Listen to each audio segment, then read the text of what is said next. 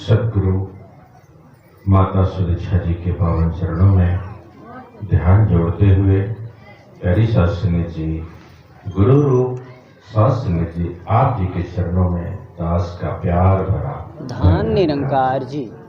शास्त्री जी,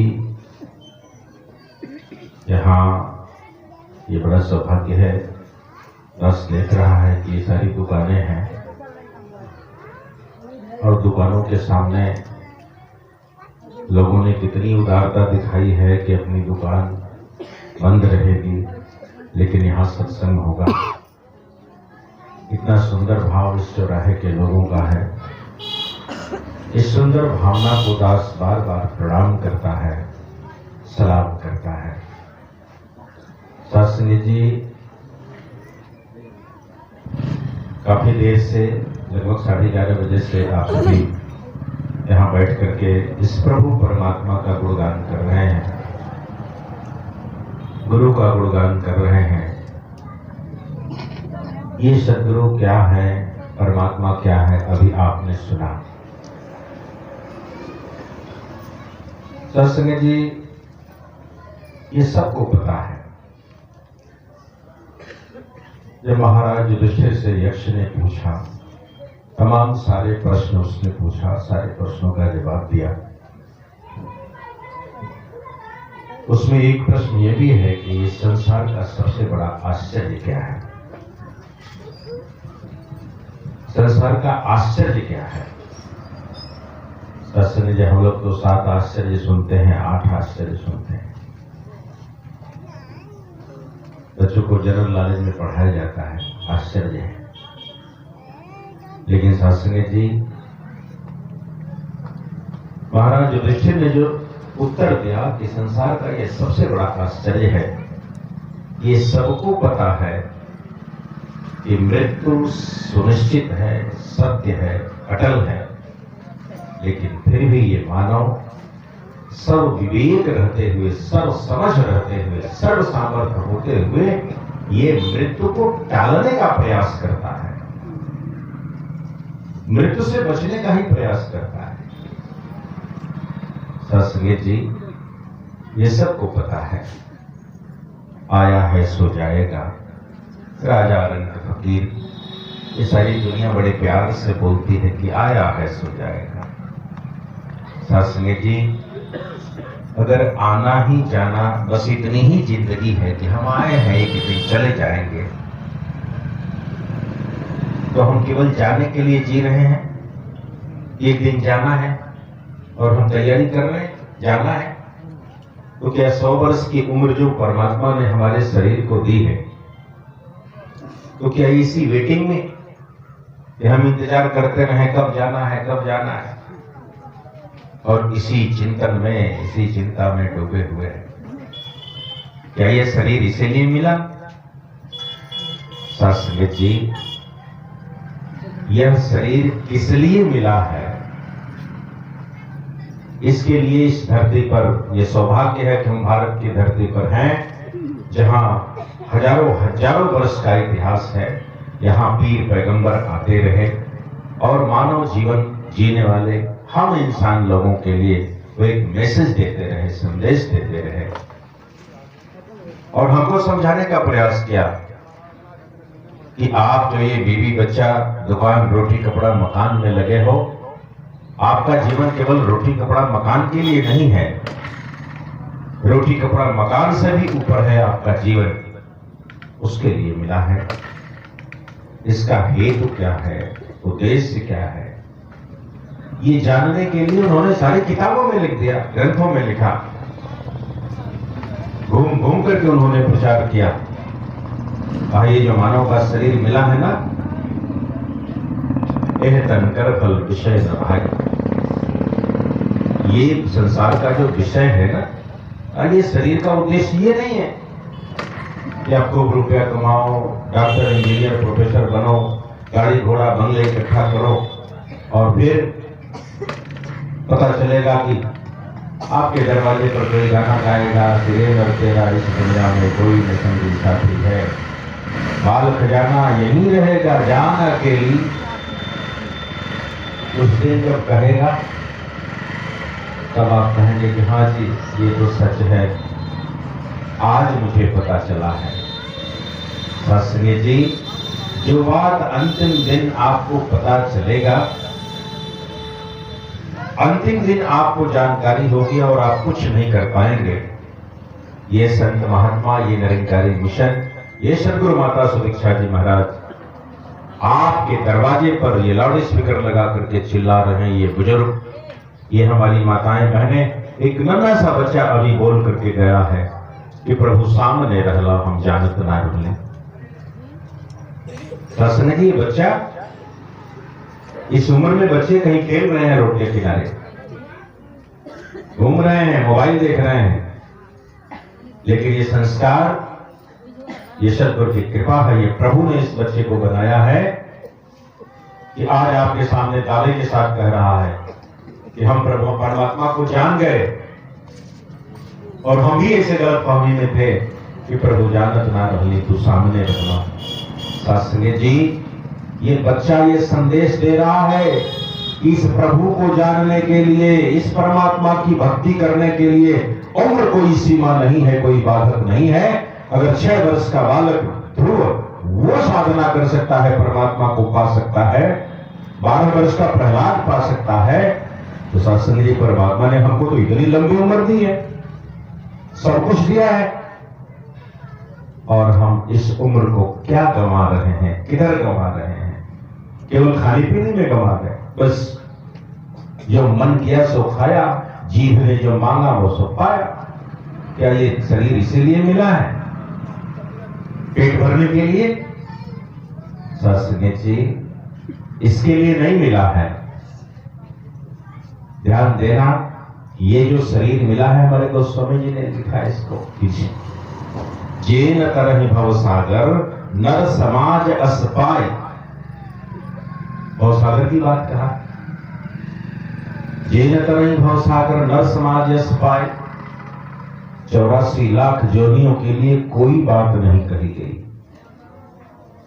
किसी घोड़े, गधे, कुत्ते, बंदर को नहीं कहा गया 84 लाख जोनियां हैं, जो बार बार जन्म लेना है, बार बार मरना है, तुम घोड़ा बनोगे, कुत्ता बनोगे, कुकर, सुकर, स्वान, घोड़ा, बिच्छू बन के रेंगना पड़ेगा। उस समय आप क्या करोगे? आप जिसके लिए ये सारी दौलत इकट्ठा कर रहे हो, ये कोई काम नहीं आने वाला है। दास तो कहता है कि जिस बेटे के लिए आप कर रहे हैं ना, अरे हम इतना होशियार है कि बेटा और बेटी में भी फर्क कर देते हैं। बेटा पढ़ेगा हमारा सेंट जेवियर्स में, और बेटी पढ़ेगी हमारे गांव वाले स्कूल में, इसलिए कि इसको तो क्या करना है, बेटा को ना इंजीनियर बनाना है, इसको इंजीनियर नहीं बनाना। हम मानव बिरादरी इतना चालाक है, इतना होशियार है, इसमें भी भेदभाव कर देते हैं। लेकिन शास्त्री जी, हमारे कवि लोग लिखते हैं कि बेटी क्या होती है और बेटा क्या होता है। बेटी अगर घर में, हमारे कहते हैं महात्मा की माँ बाप अगर घर में खांस देते हैं तो बेटी इंग्लैंड में रहती है तो उसको एहसास हो जाता है। अब बेटा इंतजार करता है कि हमारे पिताजी बुजुर्ग हो गए और कब हमारे पिताजी खारिज हो जाए, हम दाखिल हो जाए। 13वें दिन ही तहसीलदार साहब के पास जाएगा, लेखपाल साहब के पास जाएगा और कहे मेरे पिताजी गायब हो गए, चले गए और मुझे दाखिल कर दो, उनको खारिज करो, मुझे दाखिल करो। बस ये तो है बेटा और बेटी में इतना ही अंतर है। इसी बेटा बेटी के लिए लोगों ने क्या क्या नहीं किया है। शास्त्री जी, एक सेठ जी बहुत रुपया कमाए, खूब गाड़ी घोड़ा बंगला, बहुत सारी हैसियत इकट्ठा किया। प्यार से बोलिए, निरंकार जी। जमराज के दूत आ गए और जमराज के दूत आए तो पूछे कि तुम कहां आए हो। उनको लगा कि नौकरी मांगने आया, तो जमराज के दूत ने कहा नहीं, हम आपको लेने आए हैं, अब ये शरीर छोड़ो चलो। तो सेठ जी ने कहा अरे यार ये कैसी बात कर रहे हैं, ये हमारा कौन संभालेगा, कौन देखेगा। कहा इससे मेरा मतलब नहीं है, तुम्हारा समय पूरा हो गया, तुम चलो। सत्संगी जी, उस सेठ जी ने बहुत व्यवस्था बनाया, जुगाड़ लगाया। अरे भाई, तुम 2-4 करोड़ ले लो, जाओ, बोलो 2-4 करोड़ ले लो, जाओ। उसने कहा कि नहीं, आपका पैसा मुझे नहीं चाहिए। सेठ जी को लगा कि 2-4 करोड़ कम है। उसने कहा कि 10 करोड़ दे देता हूं, जाओ। उसने कहा सेठ जी, ये करेंसी हमारी सरकार में नहीं चलती है। जो करेंसी आप इकट्ठा किए हैं ना, ये करेंसी हमारी सरकार के यहां नहीं चलती है। हम तुम्हें 1 दिन की मोहल्लत नहीं देंगे, 1 घंटा का मोहल्लत नहीं देंगे, तुमको चलना। सेठ जी ने कहा कि मैं सारी कमाई देने को तैयार हूं, जितना भी मेरे पास बैंक बैलेंस है सब देने को तैयार हूं, तुम जाओ। उन्होंने कहा सेठ जी, बस एक पल नहीं छोड़ूंगा, आप सारी दौलत कमाई, पूरी जीवन की कमाई दे दो, किसी काम का नहीं है, छोड़ने वाला नहीं है। सेठ जी ने कहा, अरे पूरी जिंदगी की कमाई मैं दे रहा हूं और तुम मुझे छोड़ नहीं सकते? कहा 1 घंटा नहीं छोड़ूंगा। आश्चर्य, बड़ा आश्चर्य हुआ सेठ जी को। बड़ी पूरी जिंदगी मैं ये सोच करके कमाता रहा कि मैं इस पैसे से जो चाहूंगा सो कर लूंगा, सबको अपने बस में कर लूंगा, मैं डीएम, सीएम, पीएम सबको अपने बस में कर लूंगा, ये लग रहा था। और ये कह रहा है कि बस मैं 1 घंटा छोड़ नहीं सकता आपको। सत्संगी जी, सेठ जी पांव पर पड़े, कहा अच्छा अगर नहीं छोड़ोगे तो मेरा एक काम कर दो। कहा बोलो। कहा इतना समय तो दे दोगे ना कि हमें तो चिट्ठी लिख दें, हम वसीयत लिख दें, इतना समय दोगे? कहा हाँ हाँ ले लो। सेठ जी इतना समय देते हैं कि आप एक चिट्ठी लिख लो, वसीयत लिखो। सेठ जी ने वसीयत लिख दिया। और सत्संगी जी, वसीयत क्या लिखा? यही बात लिख दिया कि मैं जीवन भर गफलत में पढ़ करके और सिर्फ पैसे के लिए मैं रात भर सोया नहीं, मैं रात भर जाग करके खाना नहीं खाया, भूखे रह करके भी इस दौलत को कमाया। और ये दौलत आखिरी वक्त में मुझे एक सांस नहीं दे पाई। इसलिए दुनिया के लोगों, जिस दौलत को तुम अपना समझ रहे हो और जिस दौलत को तुम अपने हृदय में बसा करके रखे हो, इसके लिए सावधान हो जाओ। उन्होंने चिट्ठी में लिख दिया कि चितवन में दिन के बसे हैं तेरे प्यारे चित। हमने क्या बसाया इस हृदय में? रुपया, सोना। झगड़ा हो जाए, खास भाई अगर हो ना, तो सोना के लिए हम गला काट देंगे, तेरे को देर ना। बिल्डिंग बनी है ना, एक सेठ जी के लगा था यहाँ से खाने शास्त्री जी अगर कोनो भाई हुई के रहत ना एक आध फुट कम पड़त, तो सेठ जी सोचते थे ले बाने आई बम्बई दुबई बाने तने 1 फुट बनाइएगा, ये भी कर जाएंगे। सेठ जी ने लिखा उसमें